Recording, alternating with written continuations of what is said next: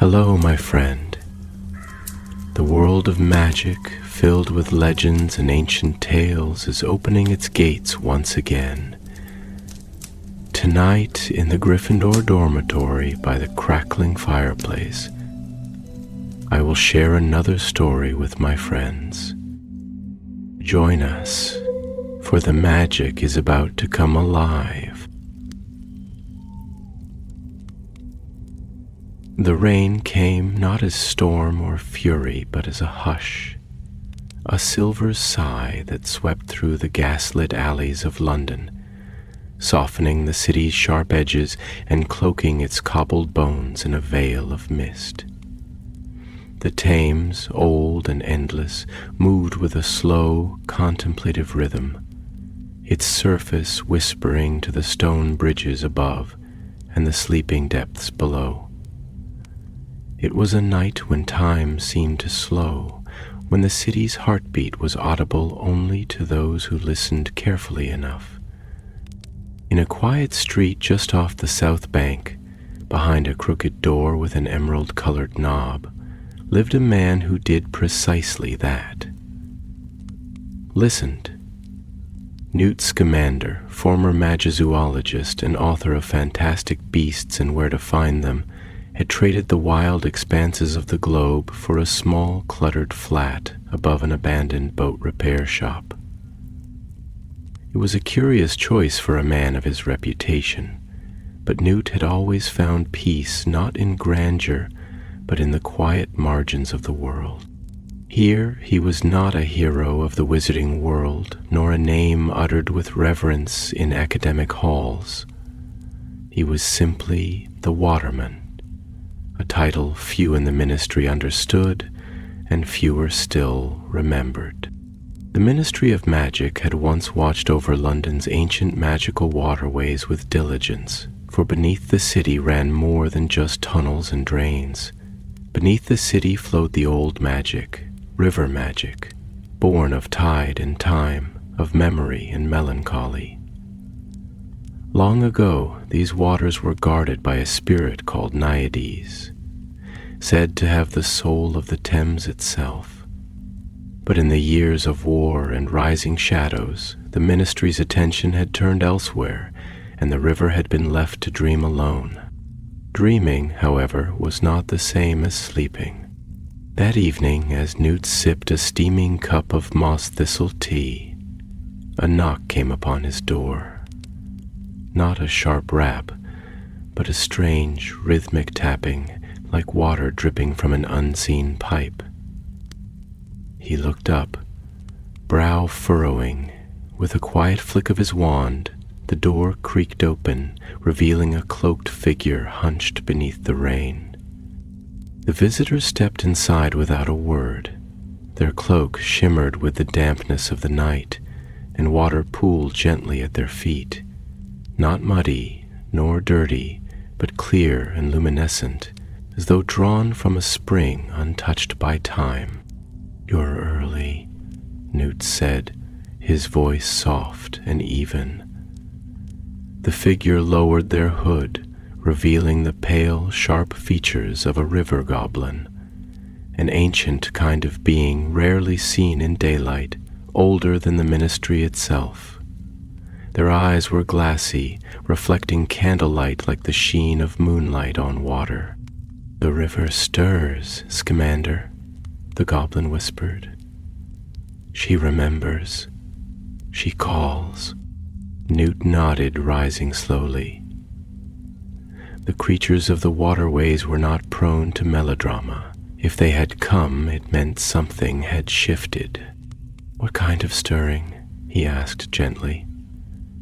Boats drifting without oars, fog moving against the wind, children sleepwalking to the river's edge, and the ruins beneath Blackfriars Bridge, they glow once more.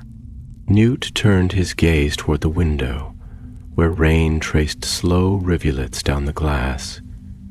He felt it too, now that it had been spoken aloud, a low humming, a pulse beneath the city's skin. Something ancient was waking, and it was neither malicious nor kind. It was simply old and weary. He stepped toward the wardrobe, drawing from it a long oilskin coat lined with thestral hair and a wand-carved walking stick crowned with a piece of amber that glowed faintly in the dark. "Then I'll go to her," he said quietly. The goblin nodded once and vanished into the shadows of the hallway, leaving behind a faint scent of river reed and wet stone. Newt descended the narrow stairs and stepped into the night, the rain folding around him like an old song. The city was quiet, save for the occasional hiss of tires on wet streets or the echo of a far-off train. But beneath it all, he could hear her. The river, singing softly, like a mother humming to herself while her children slept. He walked eastward, toward the water's edge, boots clicking gently on slick stone.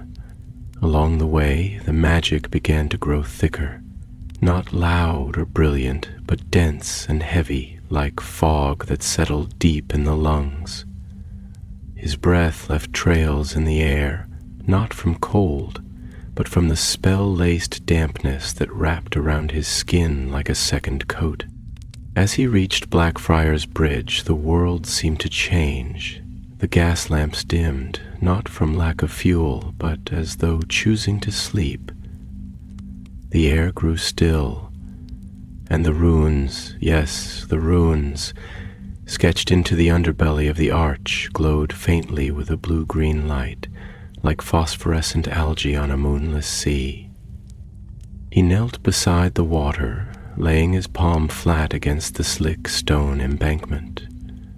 Words, old and patient, filled his mouth like water rising. "Naiades," he whispered, "daughter of mist and tide, mother of rivers, do you remember me?" The water rippled outward, and from the depths something rose. It was not a creature, not yet, but a shape, a suggestion. The river thickened like ink spreading through water, and a form began to take hold. It did not rise above the surface, but beneath it, a silhouette of flowing hair and willow-thin limbs, of eyes wide as full moons. "You have come," said a voice that was neither male nor female, but ancient. It did not pass through the air, but rang through the stones, through the bones of the bridge, through Newt's chest. "I was called," he said, bowing his head. "You are not what you were," the voice murmured. "The world is not what it was, but the river remembers." Newt looked into the depths, and for a moment saw not water, but memory. Children skipping stones on summer banks, lovers whispering secrets on midnight piers, ships carrying dreams to sea. The river had seen them all, held them all, and it remembered. "The seals are breaking," said Naiades. "The guardians sleep, the balance tips, and the dark that was buried in silt and sorrow begins to move." Newt's heart beat slower now, as though trying to match the ancient rhythm of tide and flow. He felt no fear, only the weight of purpose. "What must I do?" he asked.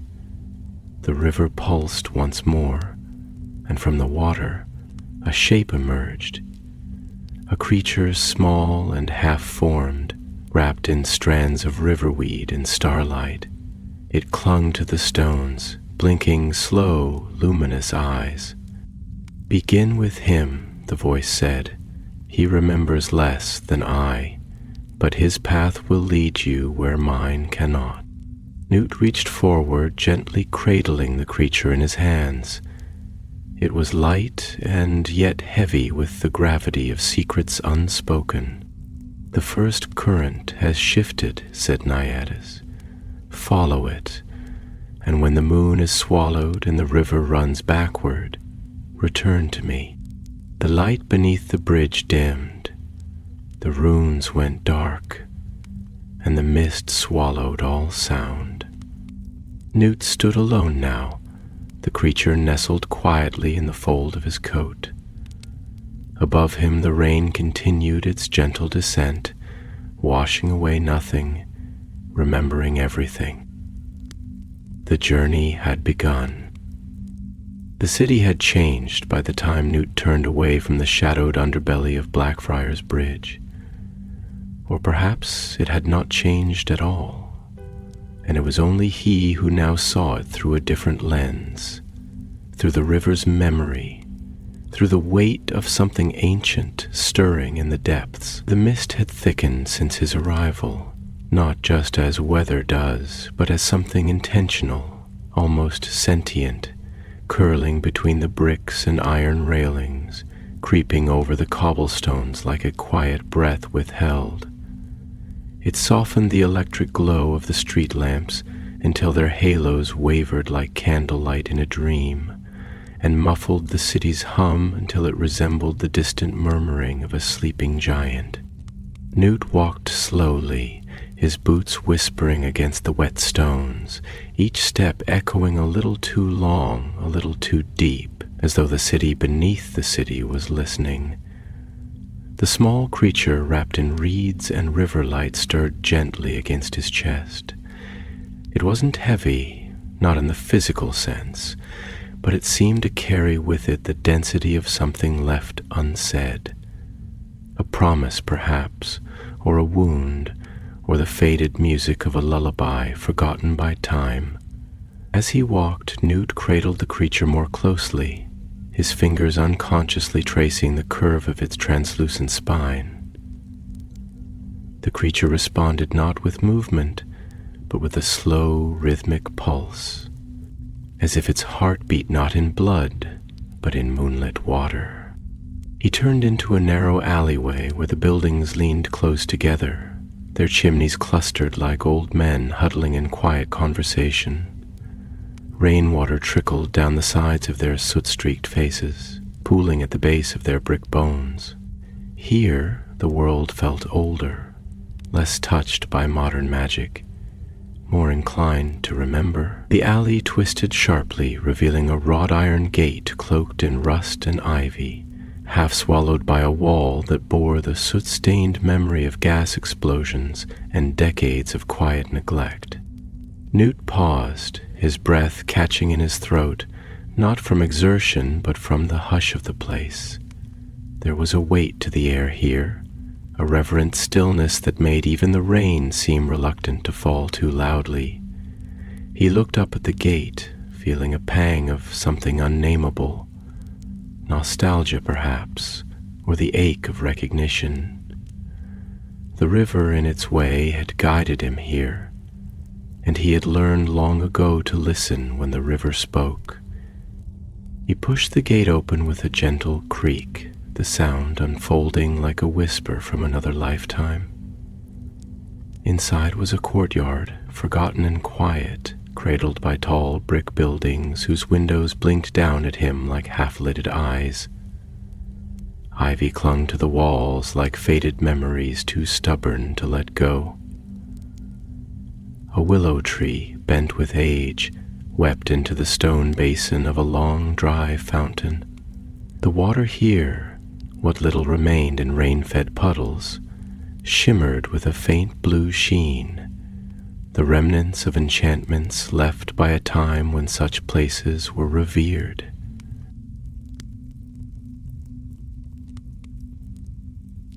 Newt knelt by the fountain, setting the creature gently upon the moss-slick stone.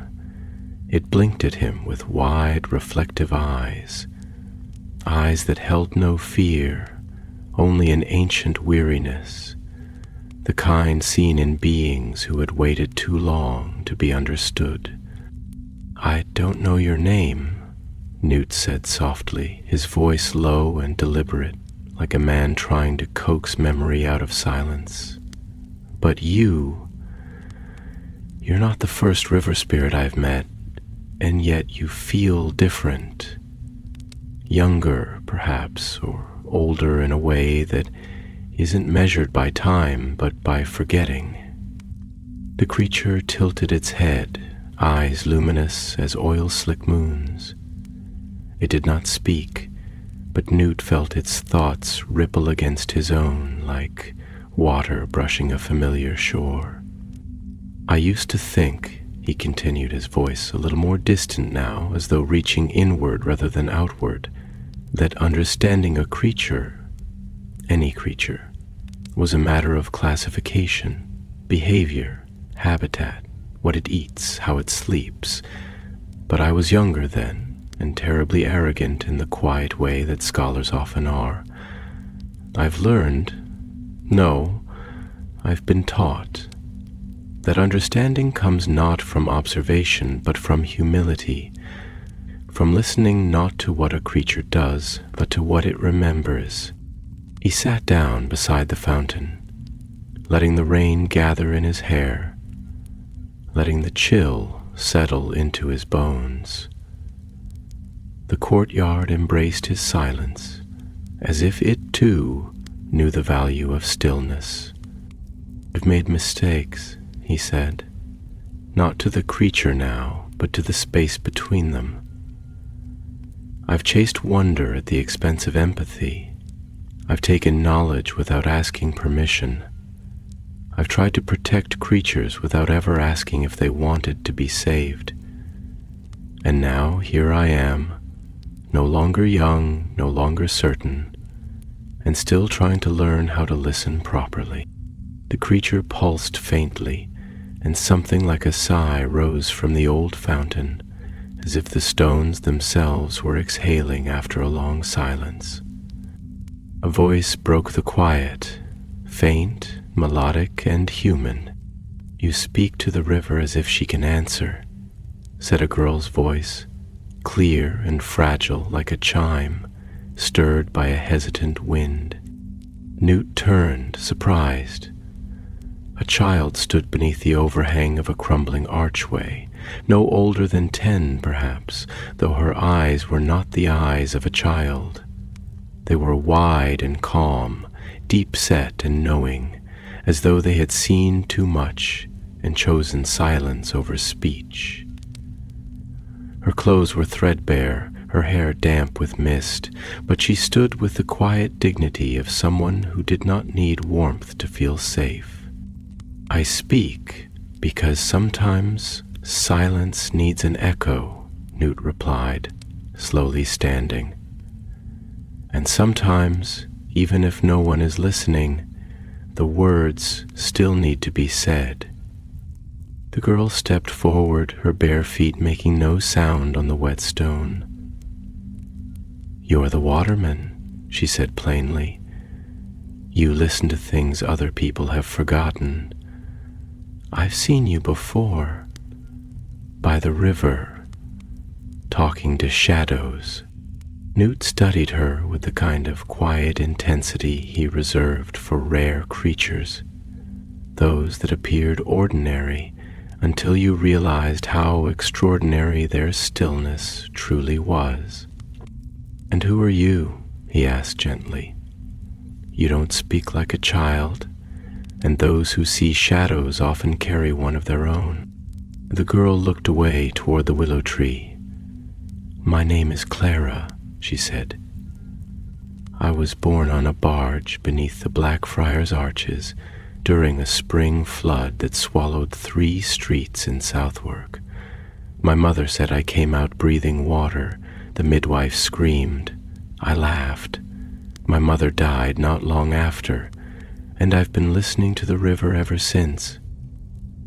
Newt's heart ached at her words, not just for the story they told, but for the weight behind them, the quiet acceptance of grief without bitterness. "You see things," he said, "things others don't." Clara nodded slowly. "The river tells me things in dreams. It doesn't speak in words, but in currents, in the pull of moonlight in the way fog moves across rooftops. Sometimes I wake up with silt in my fingernails and the taste of brine on my tongue. Newt stepped closer, kneeling so their eyes were level. "And what has the river told you lately?" Clara's gaze did not falter. "That something is coming, something old and broken and hungry. It's been sleeping in the deep water, but now it stirs, and the river is afraid." The wind picked up then, threading through the courtyard like a whisper turned urgent. The rain fell harder, slanting sideways, battering the ivy and causing the willow's branches to thrash like the arms of a grieving woman.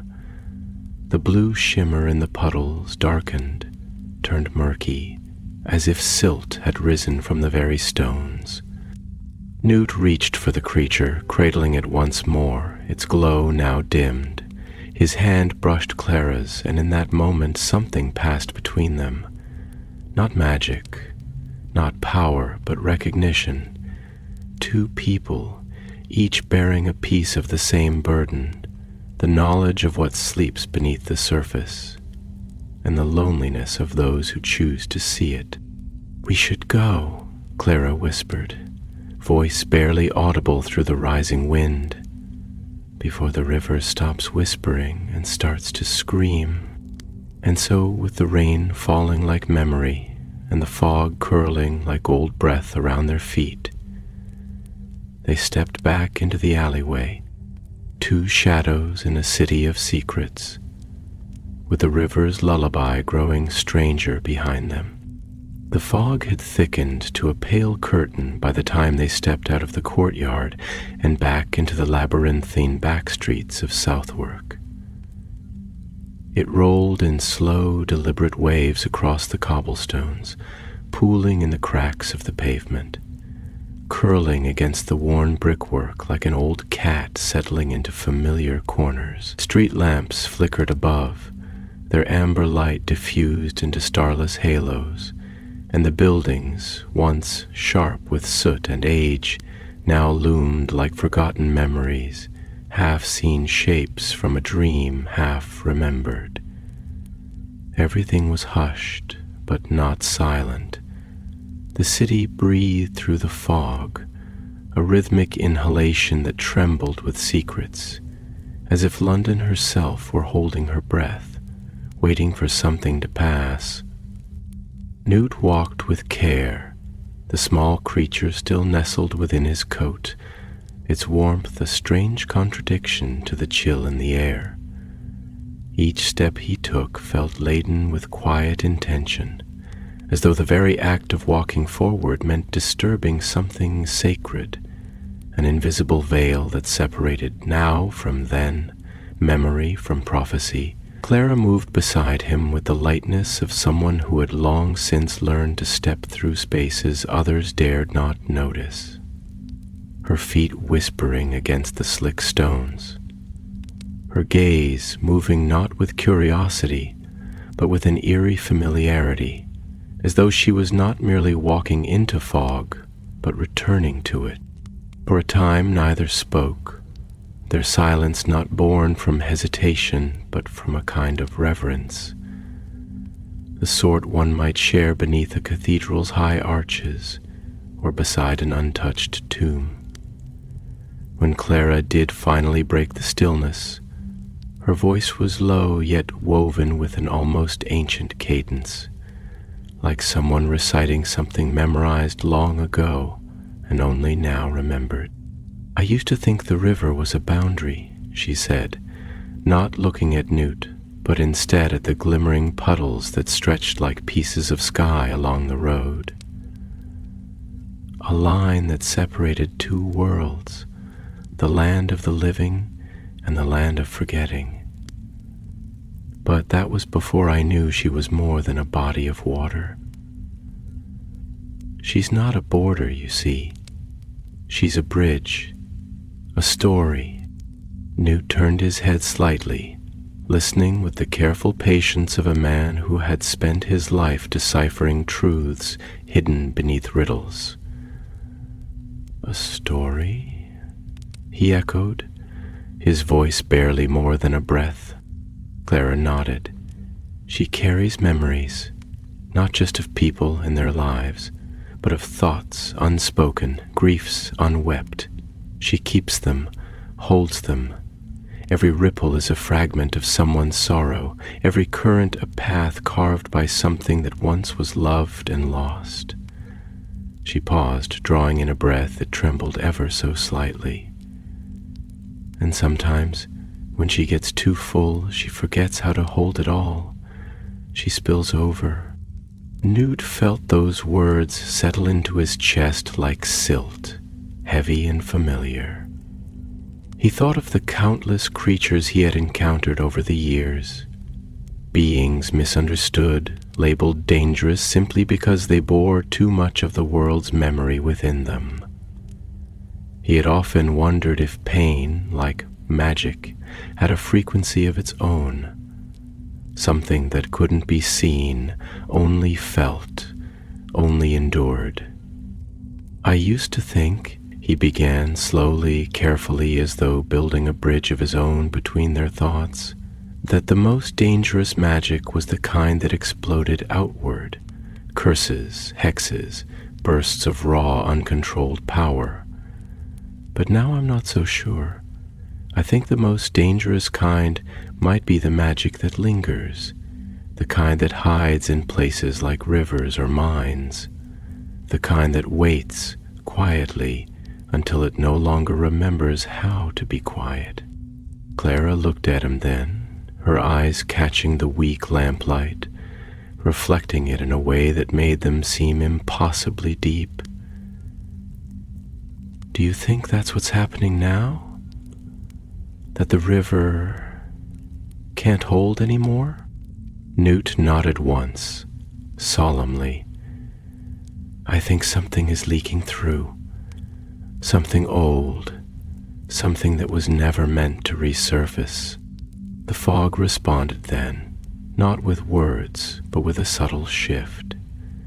It grew colder, denser, pressing against their skin like a hand from beneath water. The buildings around them seemed to recede, not in distance, but in clarity, as if the world were being folded inward.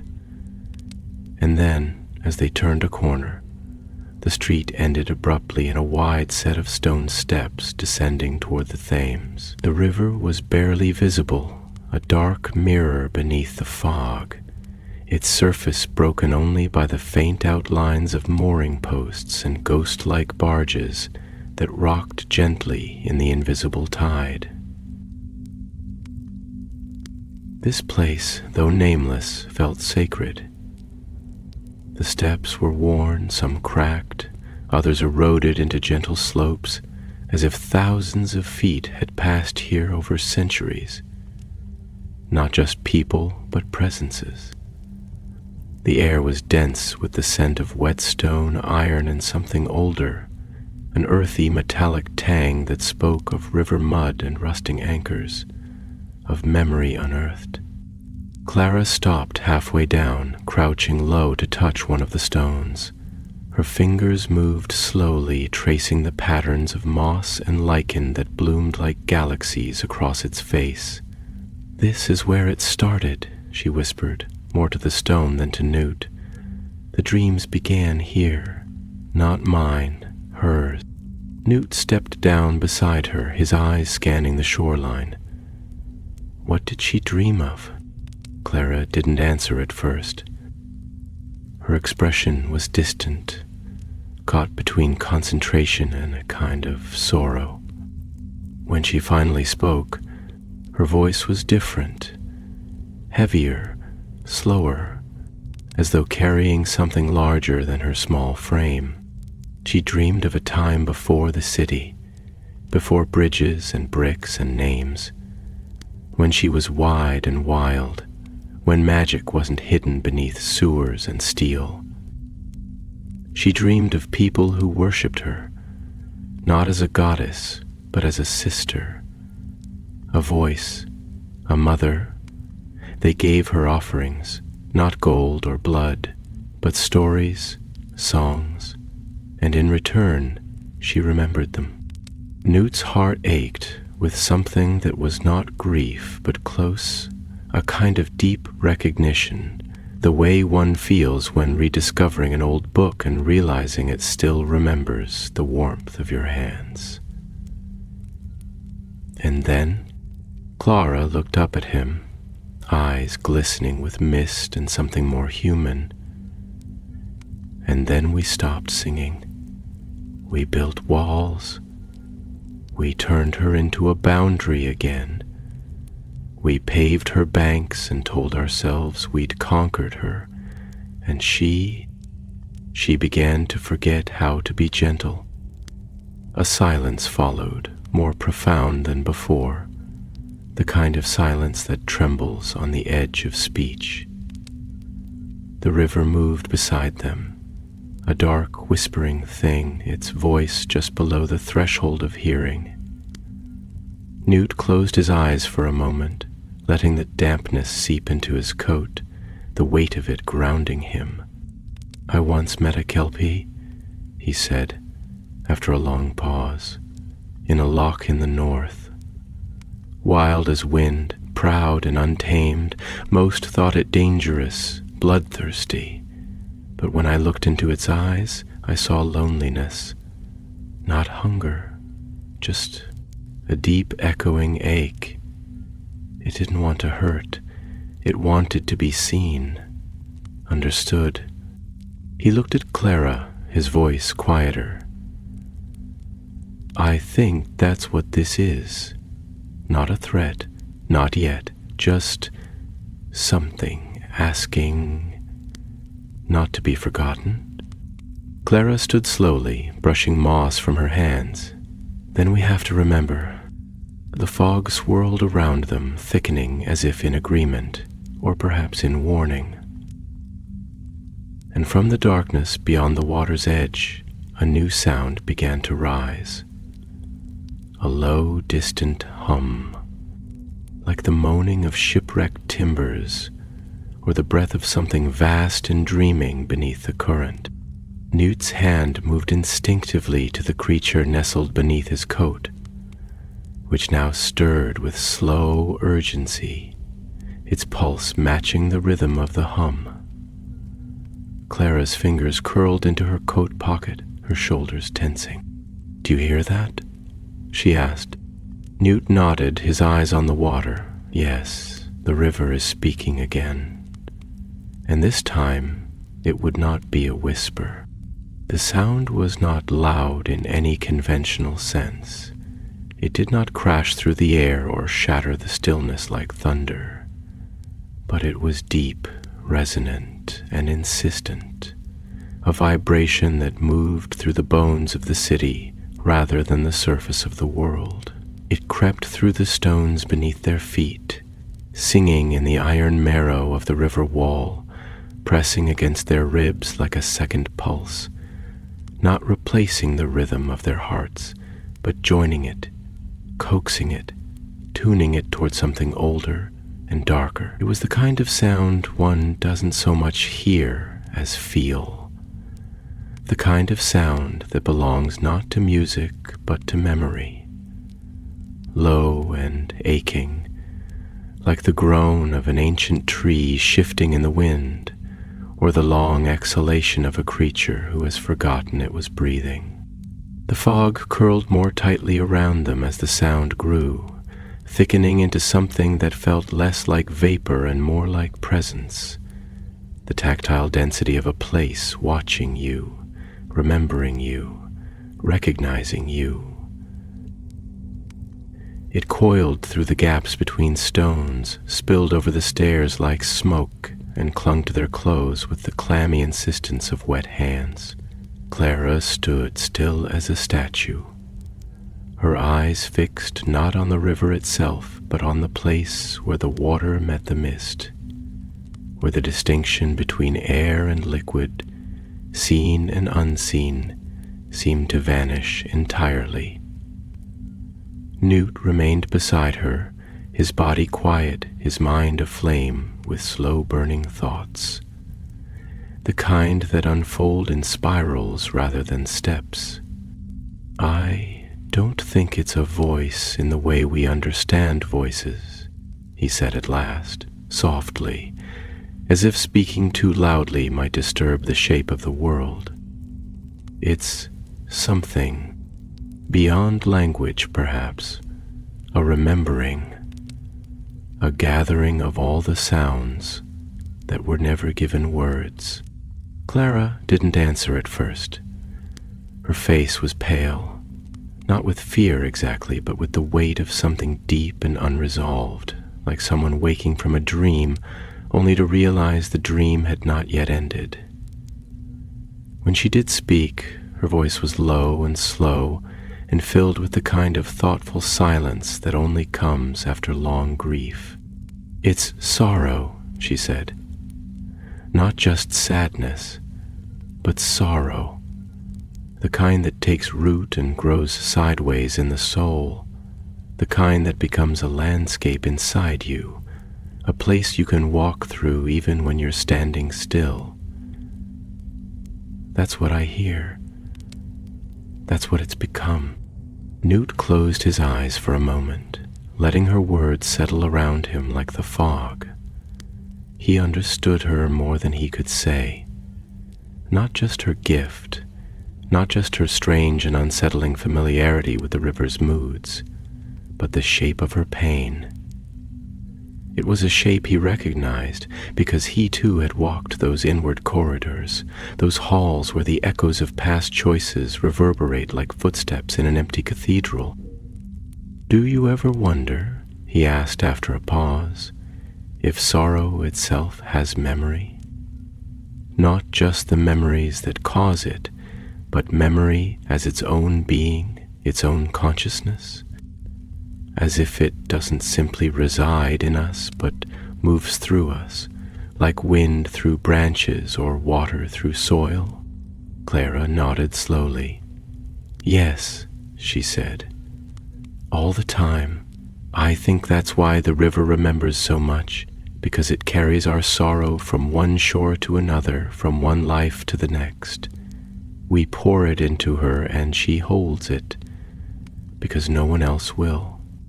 The air had grown colder now, not merely from the water's breath, but from something more intrinsic, more atmospheric, as if the past itself were bleeding into the present. The mist was no longer a veil, but a wall, and even the lamps behind them had dimmed to the faintest glow, distant stars swallowed by cloud. The stones of the embankment had begun to glisten, not from rain, but from condensation born of something living. Small beads of moisture that formed slowly, deliberately, like the sweat of a city dreaming feverishly beneath its skin. Newt shifted his coat more tightly around the creature, whose soft pulse had now grown quicker, fluttering like the wings of a moth trapped inside a bell jar. Its eyes, half-lidded and golden, opened briefly and fixed on the river with something that resembled dread. Not terror, not panic, but an old, bone-deep knowing. A recognition. "She's waking," Clara whispered, almost inaudibly. "Not just stirring, waking." The water near the base of the steps trembled then, not from tide or boat or wind, but from something else entirely, a vibration beneath the surface like the exhale of a slumbering beast whose body was the riverbed itself, and with it came a shape, not a form exactly, not yet, but the implication of one, a silhouette without edges, a shadow that moved as water does, flowing without source, a suggestion of limbs and eyes and longing. "She's not angry," Clara murmured. "She's Newt's voice was gentle, as one might speak to an injured creature whose pain made it dangerous. "What is she afraid of?" Clara's eyes met his, and for the first time since they'd met, he saw her truly vulnerable. Not fragile, Clara would never be that, but open, her strength stripped back to something more primal. Being forgotten, she said. Being buried beneath stone and steel and the sound of people who no longer remember what rivers are for. Newt looked back at the water, his thoughts unraveling in quiet, intricate patterns. He had always known that magic was a kind of memory, that it was born not only from intent but from continuity, from the unbroken thread between story and belief. And now, here was the river herself, an ancient weaver of that thread, beginning to fray at the edges of her own myth. He stepped closer to the water, the fog parting just slightly around him, as if recognizing the sincerity in his approach. The sound deepened, resonating now in his bones, like the tolling of a bell at the bottom of the sea. "We forgot to be reverent," he said aloud, his voice barely more than a breath. "We forgot that rivers were once gods, that they had voices, names, tempers, and tenderness. We poured our waste into them, buried them beneath concrete. We made them part of our machines, and in doing so, we silenced their song." He turned to Clara, but not entirely. She kept it, didn't she? She kept the song, even if no one listened. Clara's face trembled with something just short of tears. She did.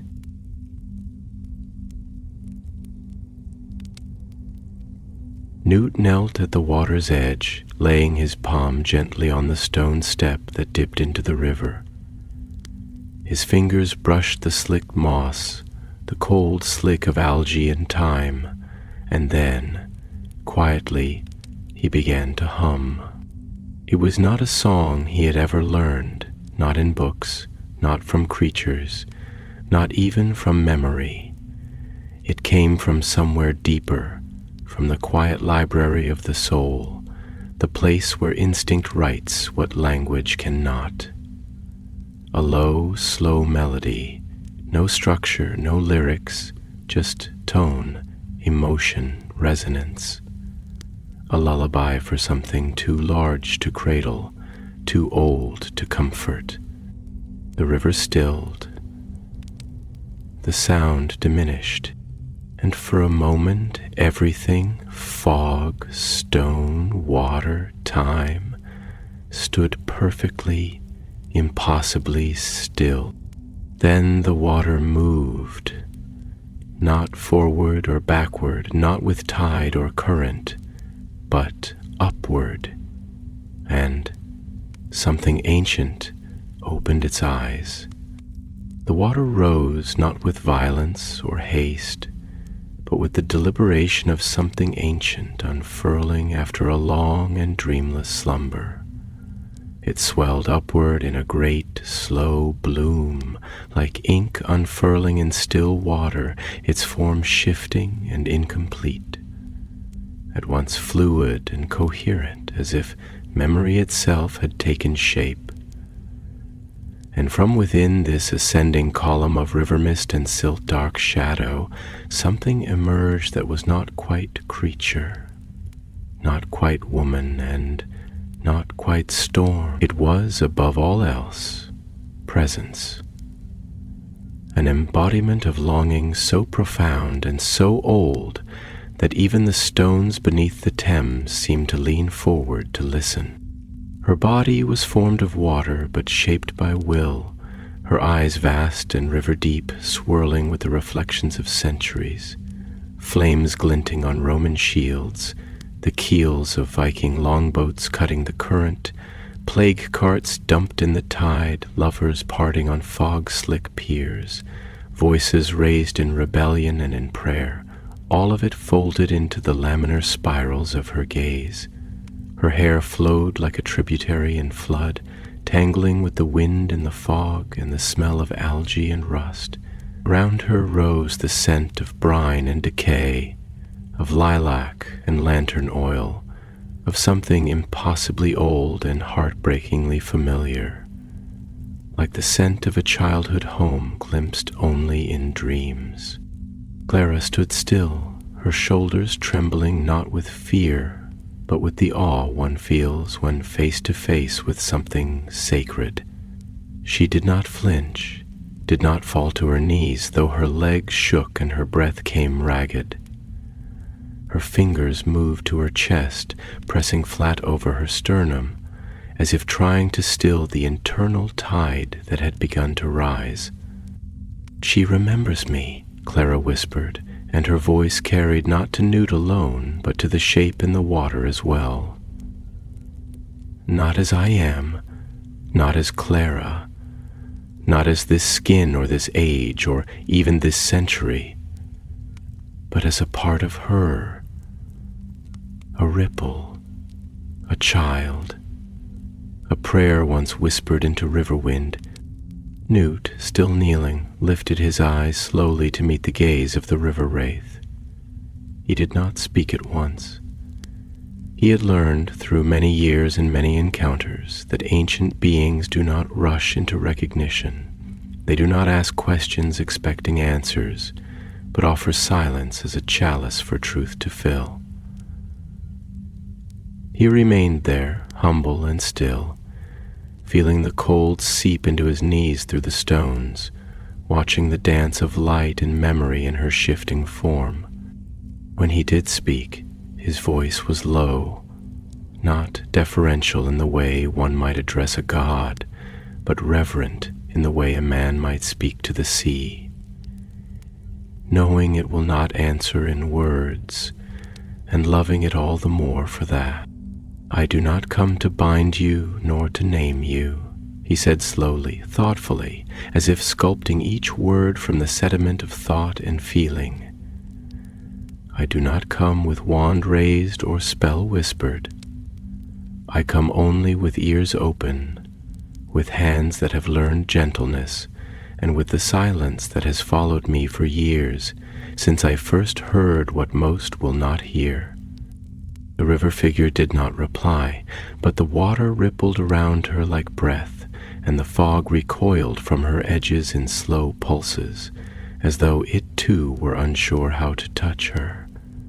The buildings along the river front seemed to fade further into the mist, becoming mere sketches of themselves, drawings made on wet paper, smudged and vanishing.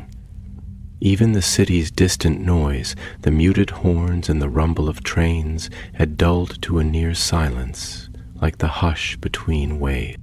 Then her voice came, not from her mouth, not from any singular place, but from the water, from the very air. It moved like wind caught in a spiral, circling before landing, like an idea that needs time to bloom into comprehension.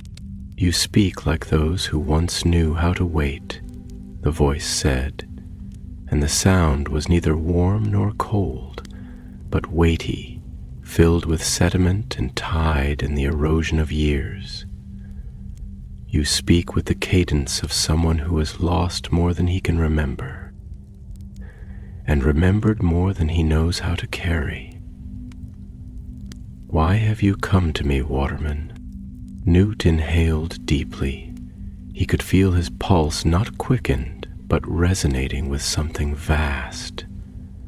He stood slowly, steadying himself, the small creature in his coat shifting again, now pressing its brow to his chest, as if needing to feel his heartbeat. "I have followed the forgotten," he said. "I have walked the edges of the magical world, not where it shines, but where it fades. I have cared for creatures others would rather not name, and I have learned that what is hidden is not always what is dangerous. Sometimes it is only what has been ignored too long. I was called here not by duty, but by ache.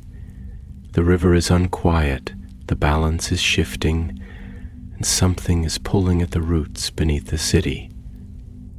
The river figure tilted her head slightly, her form wavering with the movement, as if currents passed through her with every gesture.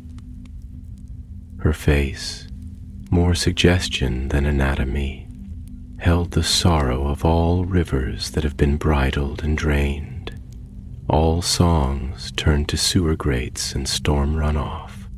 "You speak of ache," she said. "Do you understand what it is to ache for a time when you were not myth but mother? When your name was whispered not in superstition but in song?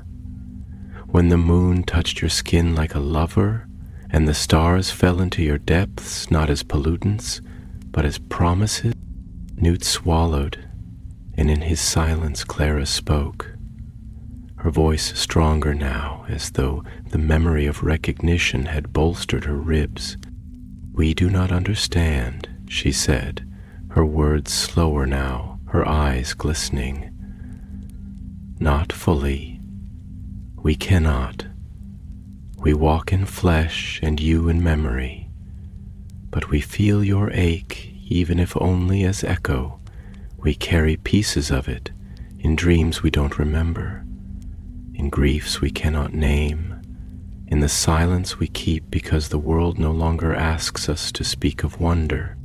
The river figure was quiet. The fog pulsed. The water lapped the steps. Then she said, "There is something beneath me now, something buried and restless, something that was once sealed in silt and salt and song. But the songs have thinned, the seals have frayed, and the forgetting has allowed it to dream." Clara took a step forward. "What is it?" "A hunger," the river said. "A mouth with no language, a shadow that does not remember why it was cast. It stirs now because the city has forgotten how to speak to me, because the children no longer listen, because the stories no longer hold." Newt felt a chill crawl up his spine, not of fear, not entirely, but of recognition. This was the shape behind the shift, the shadow in the current, something old enough to predate magic as they knew it, something not malevolent, but starved. "What do you want us to do?" he asked. The river woman turned her vast eyes to Clara, not Newt, and said, "Remember." And then the water collapsed, not violently, not as an ending, but as an exhale, as if the river had finished saying something it had waited centuries to say. The shape dissolved into mist and moonlight, the echo of her voice retreating into the fog, into the bricks, into the marrow of the city.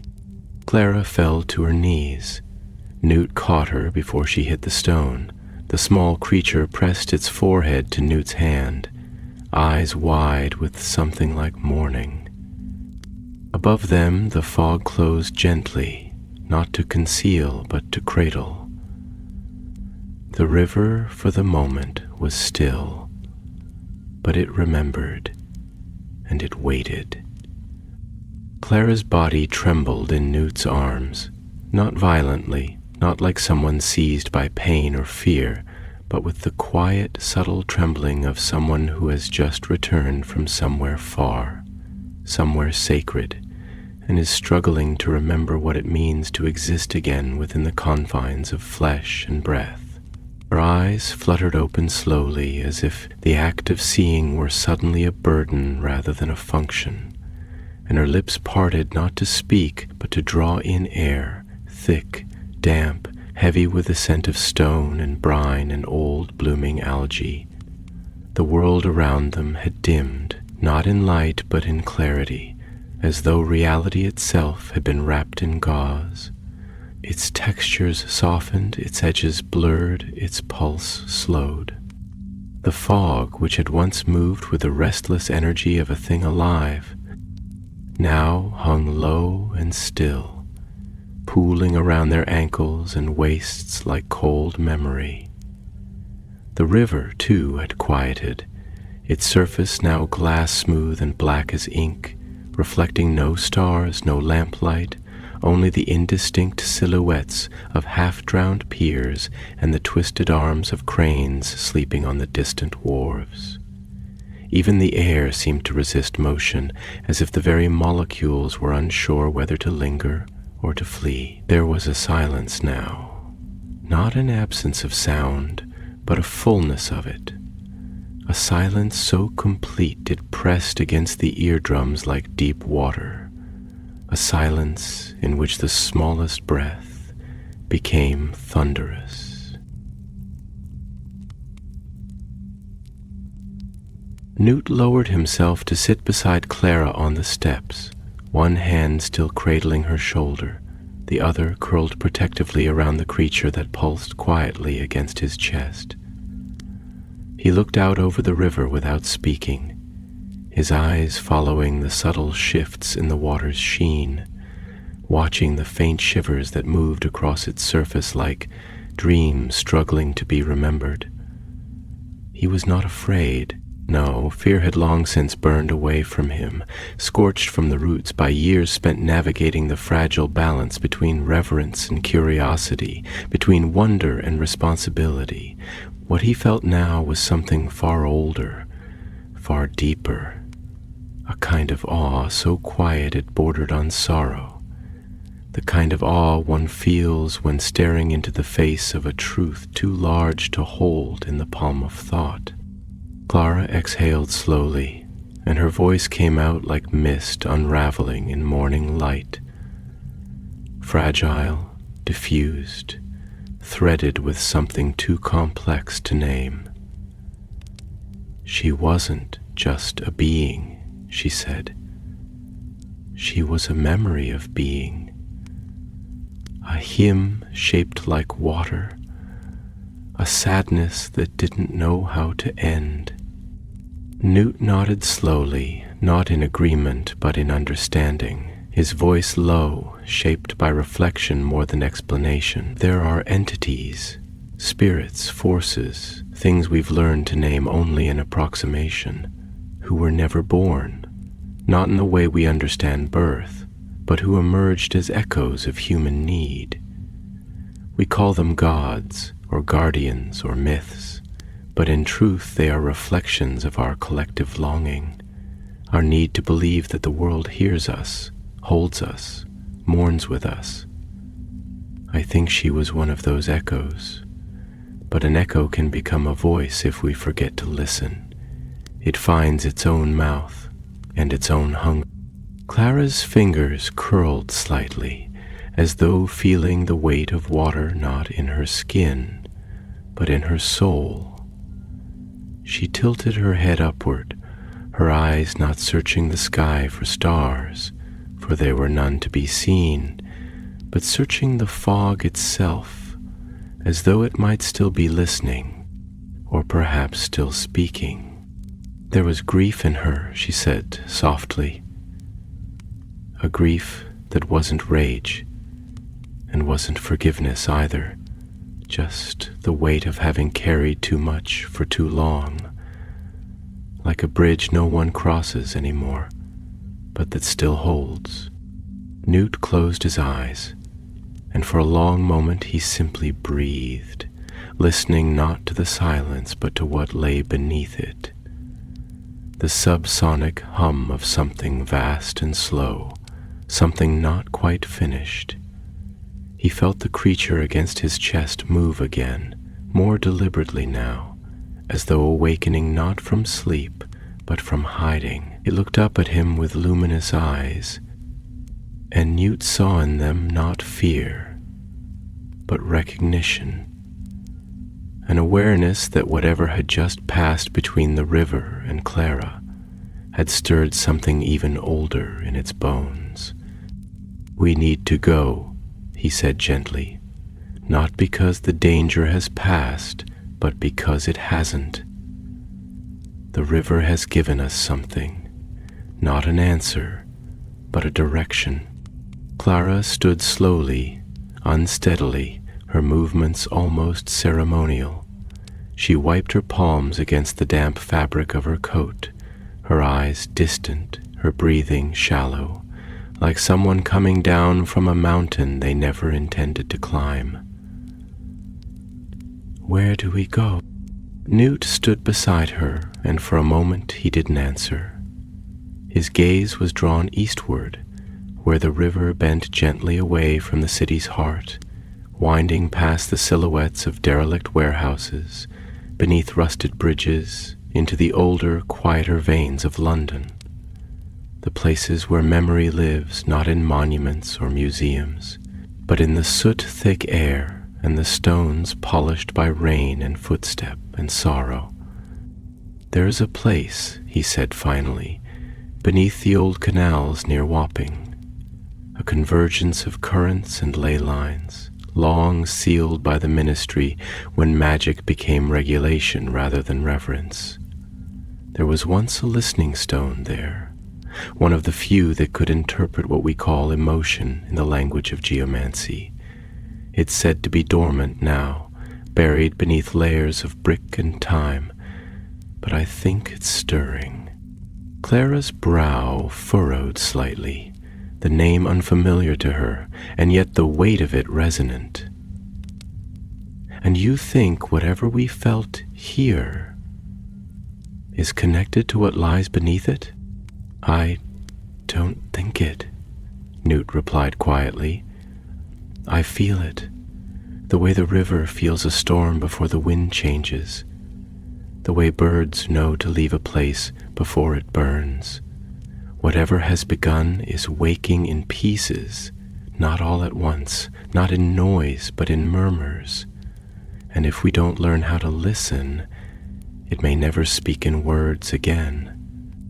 The fog began to lift slightly then, not fully retreating but loosening its hold, like fingers uncurling from a clenched fist.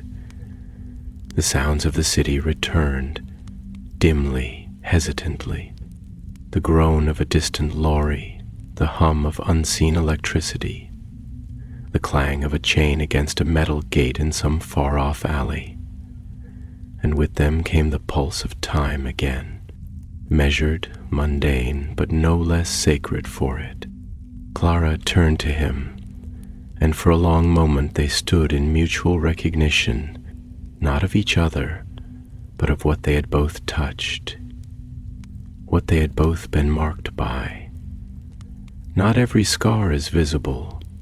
Some are felt only in dreams. Some are etched into silence itself. "We go together?" she asked. Newt nodded. "Yes, because listening alone can be dangerous. You might start to believe you're the only one who hears." And so they stepped away from the river, the creature pressed close to Newt's heart, Clara's breath steady and slow, the fog parting just enough to show them the path. Not clear, not simple, but open. The river behind them remained still, but not silent. She remembered. And so must they. The sky above London had not yet surrendered to dawn, though a subtle thinning in the blackness hinted at the inevitability of morning. The stars, if they had ever been there at all, remained hidden behind the city's low-slung canopy of smoke and cloud, and the moon had long since dipped behind the broken teeth of the eastern skyline. The air, though no longer drenched in fog, retained a saturated quality, thick, damp, as though the very atmosphere had been steeped in the memory of the river's sorrow. Even the wind, slight as it was, carried an undercurrent of melancholy, as if it had passed through hollow ruins and carried with it the sighs of places forgotten. Newt and Clara moved quietly, side by side, their footsteps careful against the uneven cobbles of the riverside paths. The old city here wore its age without apology, The bricks were darkened with centuries of soot, the lampposts bent at strange angles as though wearied by decades of leaning into the wind, and the alleyways yawned like the mouths of sleeping beasts, black and unknowable. It was not the London that appeared on postcards or tourist maps, not the city of pageantry or spectacle, but something older, gnarled and secretive, a London that remembered when it was still Londinium, when its foundations were laid not in steel and ambition, but in river mud and ritual.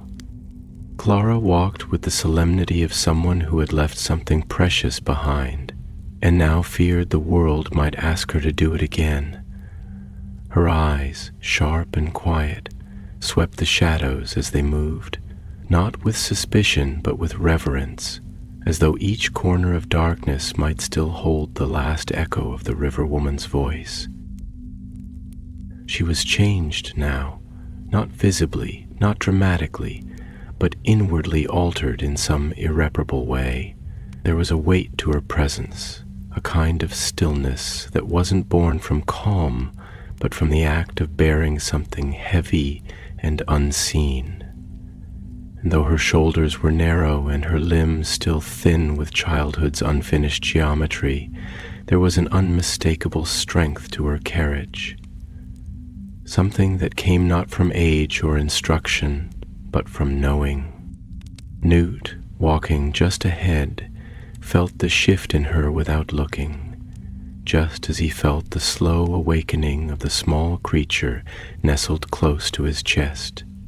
It no longer pulsed with fear, but with a restless curiosity, its breath warming the fabric of his coat like a living ember. He could sense its attention, how it pressed gently against his sternum whenever they neared the iron grates of old sewer mouths, or passed over cobbles that bore ancient runes etched so shallowly they now seemed like accidental scratches.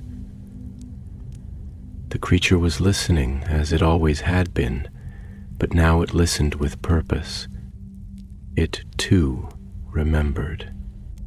They came at last to Wapping, that old part of the East End where the Thames bends in quiet contemplation, where the warehouses crouch low and watchful, and the air carries the scent of salt and rope and rotting timbers. Here the city narrows in on itself, becomes denser and stranger, its streets more like veins than roads. Arteries through which memory still flows, they turn down a passage so narrow Newt had to angle his shoulders to pass. The walls damp with condensation, and stained with lichen that grew in strange, swirling patterns, like forgotten alphabets, etched by time itself. At the end of this passage stood an old gate, half swallowed by brick, its iron bars rusted and bent like the ribs of some enormous, buried creature. Beyond it lay the remnants of a canal, now dry or nearly so, the bottom littered with detritus both magical and mundane, broken bottles, cracked tile, the warped frame of what had once been a baby carriage, now filled with moss and shadow. The air here was cooler, not in temperature alone, but in sensation. It carried with it a cold that seemed emotional rather than elemental, a sadness not entirely human. Newt paused before the gate, one hand resting against the iron, his fingers curling around it, not for support, but for grounding, as though the texture of rust and age could remind him where he stood in the strange tide of time. He took a deep breath, and when he spoke, his voice was quiet, like a man speaking within a temple. This place was once called a convergence, he said, not just of water, but of intent. Magic flowed here, not through pipes or wands or rituals, but through belief. People used to come here to speak to the river, to leave offerings, to listen for answers. The ministry sealed it off after the lay disturbance in 1894. They said the currents were too unstable, too unpredictable, but I think they were just afraid of what they couldn't control. Clara stepped closer, her hands tucked into the sleeves of her coat, her gaze fixed on the dark beyond the gate. "Do you think the river remembers this place?" "I think," Newt said slowly, "that places remember being forgotten.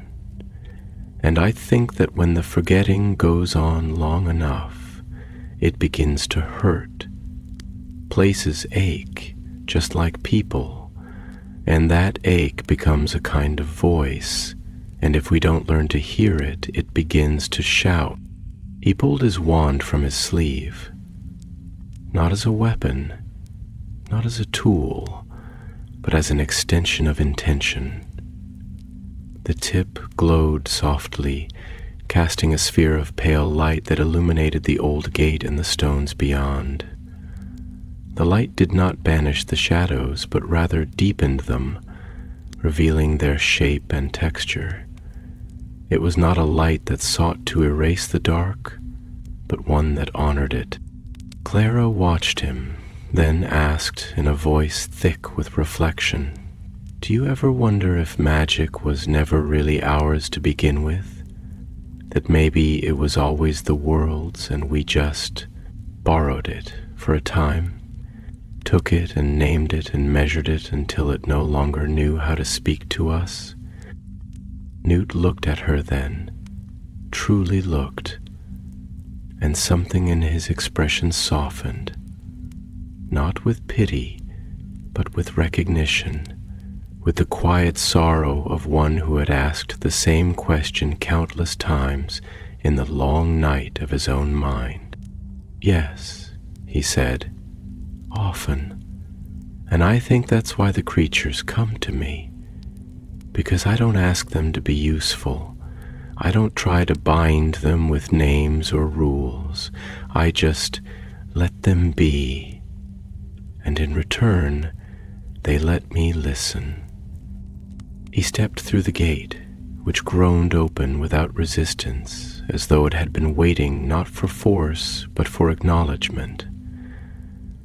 The canal beyond was slick with moss, and the stones underfoot were uneven, some missing, others cracked, all of them whispering the slow, wet song of erosion. As they walked, the creature in Newt's coat lifted its head, its eyes glowing faintly now, as though catching echoes from the very air. Clara followed, her steps careful but unhesitating, her breath slow and even, her eyes flicking not to Newt, but to the stone walls, the old arches, the rivulets of water that still trickled like tears from unseen springs.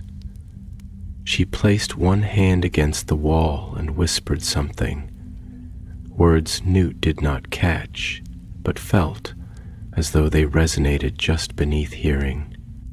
And then, ahead of them, the path opened into a small chamber, circular, domed, its ceiling low and heavy with age.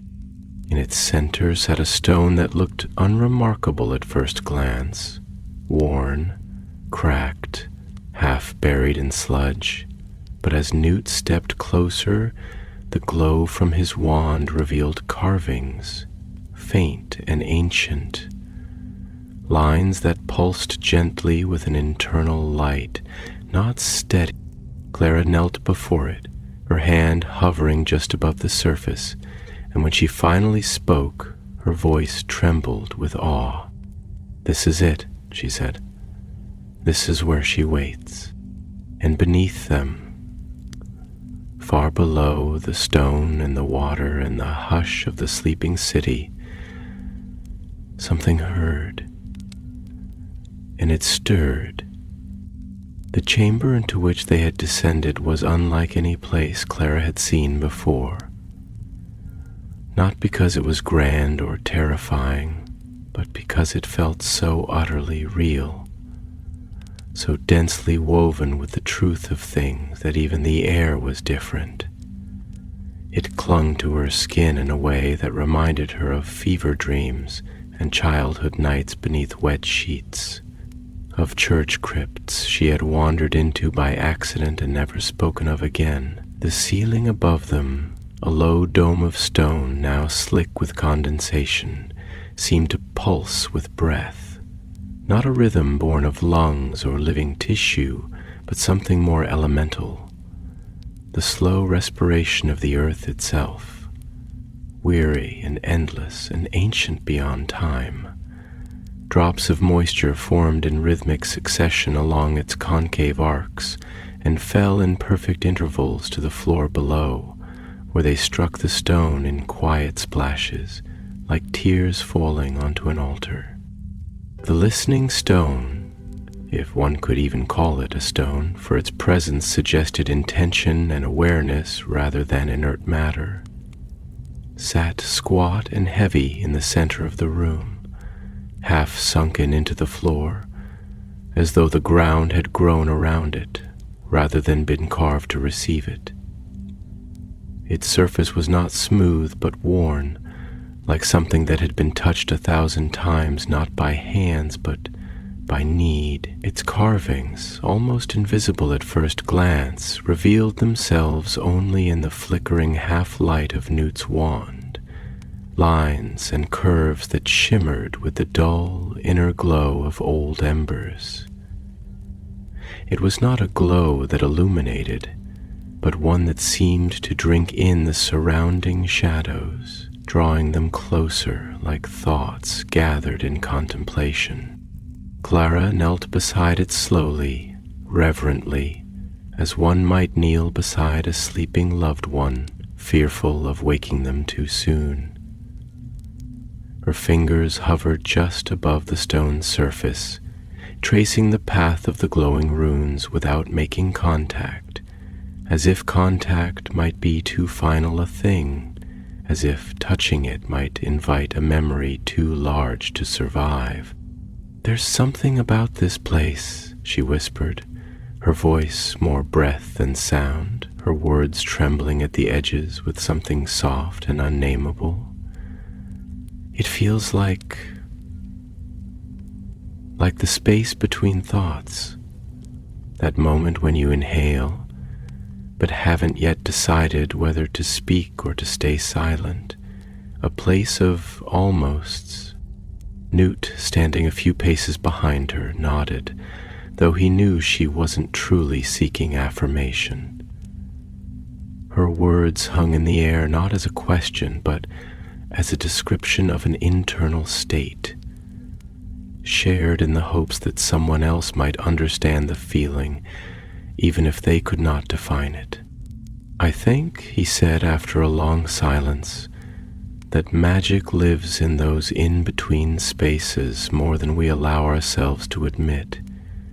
We speak of spells and incantations as if they are formulae, strict and rigid, but the deepest magics, the ones we rarely name, they live in thresholds, in dusk, in silence, in dreams we can't remember but wake from changed."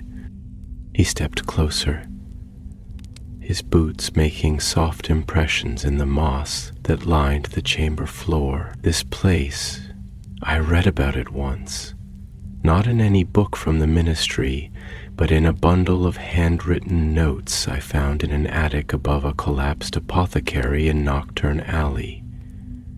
The wizard who lived there had been obsessed with listening, not sound, but meaning.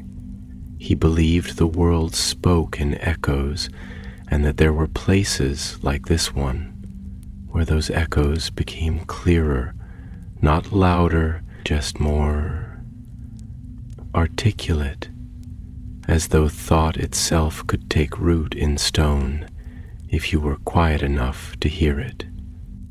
Clara turned her gaze to him, and in the dim light her eyes were wet, though not from sadness. "Do you think that's what the river was trying to do? To speak, not to warn, not to rage, but to confess. Newt crouched beside her, the creature in his coat stirring again, as if aware that something fragile was being unfolded. "I think," he said slowly, "that when we forget how to grieve, the world begins grieving for us. And rivers, especially rivers like the Thames, have been carrying our grief for generations. Unspoken things, unwept things. They flow into her, and she carries them not because she chooses to, but because no one else will." Clara's hand drifted closer to the stone, her fingers trembling now, not with fear, but with the weight of understanding. "And now she's full," she whispered. "Too full. She's breaking beneath the weight of what we've given her, and the thing that sleeps beneath her, it's not a monster, it's the shape our forgetting has taken." There was a silence then, deep and whole, the kind of silence that follows revelation, that honors it. And then she touched the stone. Not hard, not with command or expectation, but with the gentlest brush of skin to surface, like the moment two hands first meet in love, uncertain but open. And the chamber changed. The stone did not flare with light nor quake beneath her touch, but the room, the air, the very gravity of the space shifted. There was a feeling of downward motion, though they did not move, an emotional vertigo, as though their thoughts were being pulled inward, downward, toward a center they had not known was within them. Clara gasped, not from pain, but from recognition. "It's voices," she whispered. "Not words, not like speech, just moments. I can feel them. Someone's first grief, a mother laying her child in the river with flowers woven into her hair, a soldier whispering a poem into the water before leaving for war, a man weeping because he had no one left to forgive him, all of them still here, still echoing." Newt reached out and placed his hand over hers, their palms resting together on the stone. And for a heartbeat, one long echoing beat, he too felt it. Not sound, not vision, but presence, as though they had stepped into the breath between lifetimes. And then the stone pulsed, once, a low, gentle thrum, like the first note of a song that hadn't been sung in centuries. The creature in Newt's coat let out a long, slow exhale. Clara's eyes met his, and though no words passed between them, something else did. A knowing, a vow. "We have to release it," she said finally, her voice distant but sure. "All of it, the grief, the memory, the voices, they're trapped here, and they're twisting into something they were never meant to become. We have to unbind the sorrow." Newt's voice was low but resolute, but gently, not all at once, like thawing a frozen lake. Too fast and the ice cracks, the water floods. We have to melt it, not shatter it. They sat in silence beside the stone, the faint pulse continuing beneath their hands, the chamber breathing with them, the world above unaware that something beneath its feet had begun, at last, to speak again. And though the river above remained quiet, something within it began to uncoil, not with fury, but with memory and with hope. They remained there for a long time, seated together in the heart of that ancient stone chamber, the listening stone between them, its quiet pulse matching the slow rhythm of their breath. Time did not pass as it usually did, not in the way one measured minutes or tracked the shifting of light, but rather folded inward, spiraling gently in on itself, like the eddies of a river caught in deep reflection. Above them, the city of London stirred and turned over in its sleep, unaware of the soft awakening that trembled below its feet, an awakening not born of chaos or proclamation, but of listening, of the slow unbinding of sorrow into understanding. The stone had changed them, not in a way that could be measured or marked, but in the silent, irreversible way that certain moments changed the shape of one's soul. Clara's face, pale and still, carried a new depth now, not age, but resonance, as though her bones had been strung with chords that now echoed with the memory of other people's grief.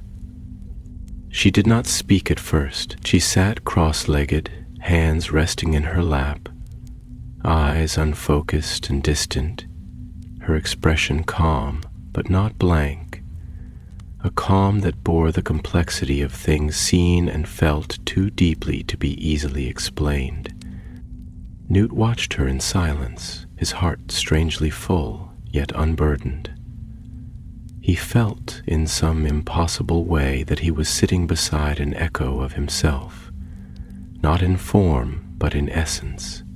For all their differences in age, in experience, in scars worn and not yet formed, Clara understood something he had always carried but never fully articulated: the sacred responsibility of remembrance, and not just the remembrance of facts or events, but of feeling, of those fleeting internal storms that define the human condition and vanish before they can be spoken.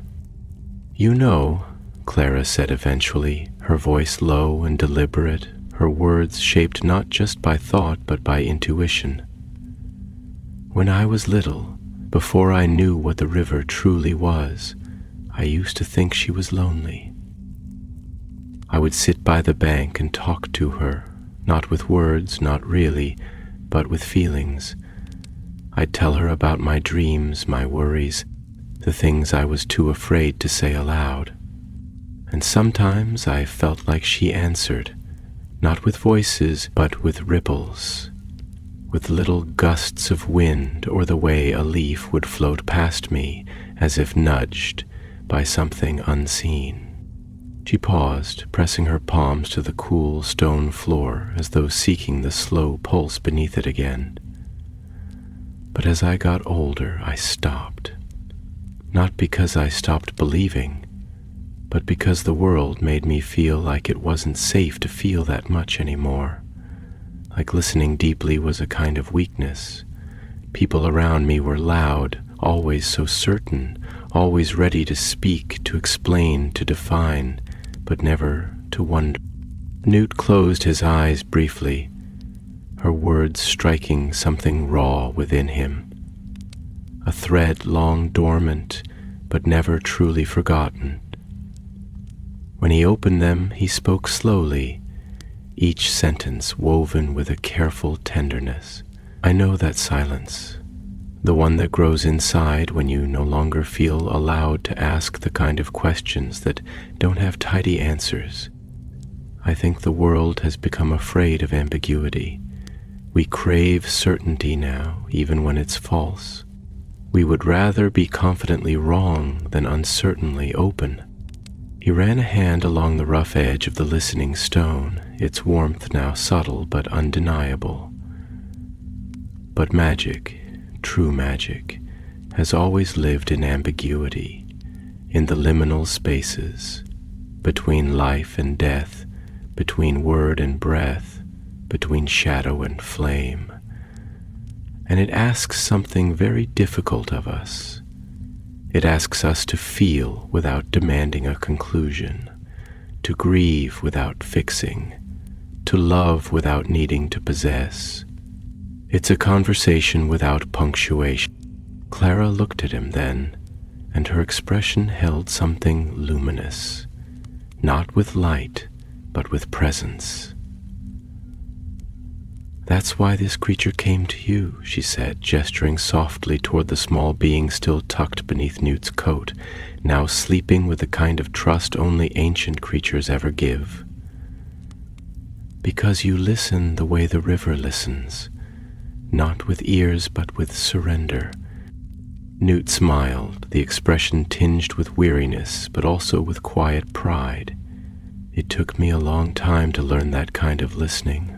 Most of my life, really. When I was young, I thought knowledge would save the world. That if I just studied hard enough, cataloged enough, understood enough, I could protect the things I loved. But knowledge without reverence is just control by another name, and reverence begins with listening." They sat together a while longer, letting those words dissolve into the stone, into the space, and slowly, almost imperceptibly, the chamber began to brighten, not with sunlight, for it was too deep for that, but with the soft luminescence that comes when a place begins to heal.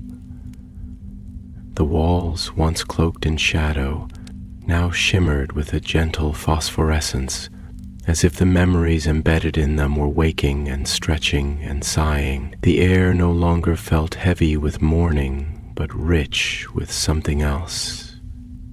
Hope, perhaps? Or the possibility of it. Clara stood, stretching her limbs slowly, carefully, like someone rising from a dream they weren't quite ready to leave. "Do you think it's enough?" she asked, her voice thoughtful, her brow creased. "Do you think listening, remembering, releasing is enough to keep the sorrow from becoming something darker again?" Newt rose beside her, brushing the damp from his coat, his gaze returning to the stone that had for a brief time become the heart of the world. "I don't know," he admitted, "but I know it's a beginning, and beginnings matter, especially the quiet ones, especially the ones no one sees." He looked at her then, really looked, and something in his voice shifted, gained weight and warmth and a kind of fierce gentleness. "And I think you're going to be one of the people who makes sure we keep listening. Because you don't just hear the sorrow, you carry it without letting it crush you. You let it shape you but not define you. That's rare. That's magic." They left the chamber not in triumph, but in peace. The creature nestled more deeply into Newt's coat, its body light and soft as water. The stone pulsed once more behind them, not as a farewell, but as a promise. The tunnel beyond was no longer shrouded in dread, but touched with the faintest golden haze, like the early light of a dawn still unfolding. Above them the river flowed on. Beneath them the silence had changed, and within them the echo of that great wordless conversation continued, carried like a melody hummed beneath one's breath. A song not meant to end, but to be passed on. And in the hush that followed them home, the city listened, the river remembered, and hope, like water, found a way forward.